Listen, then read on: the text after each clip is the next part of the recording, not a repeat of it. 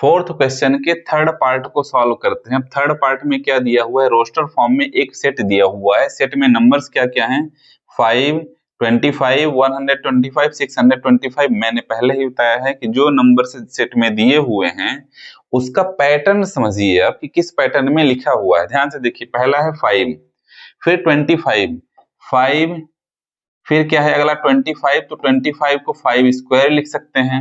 फिर 125 है तो इसे क्या लिख सकते हैं, 5 टू द पावर 3 लिख सकते हैं।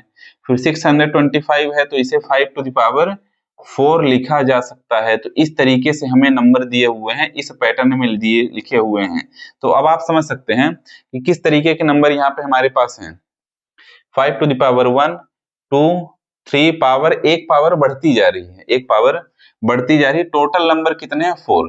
अब चलिए सेट बिल्डर फॉर्म में इसे कन्वर्ट करते हैं। मान लेते हैं कि हमारे इस सेट का नाम है ए, इस सेट का नाम है ए, तो ए इक्वल्स टू हो जाएगा, ए इक्वल्स टू हो जाएगा X such that X equals to 5 to the power N. 5 to the power N हमने कर दिया, क्यों, क्योंकि 5 टू द पावर 1, फिर 5 टू द पावर 2, फिर 5 to the power 3, 5 to the power 4 था, तो हम 5 टू द पावर n कर दिए हैं। ठीक है, तो अब यहाँ पे n क्या है, n belongs to natural number, n एक नेचुरल नंबर है। अब नेचुरल नंबर n से इनफाइनाइट तक होता है, तो क्या सारे नंबर्स को लेना है, नहीं। क्वेश्चन में हमारे पास सिर्फ 4 हैं, तो क्राइटेरिया भी लिखनी पड़ेगी।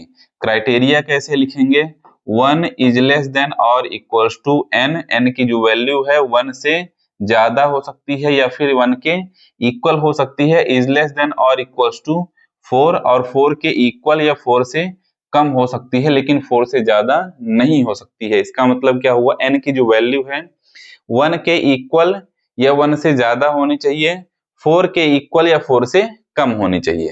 कैसे, यह शुरू में ही बताया जा चुका है आपको, 5 to the power 1, 5 to the power 2, 5 to the power 3, 5 to the power 4, तो पावर 1 से 4 तक ही होनी चाहिए।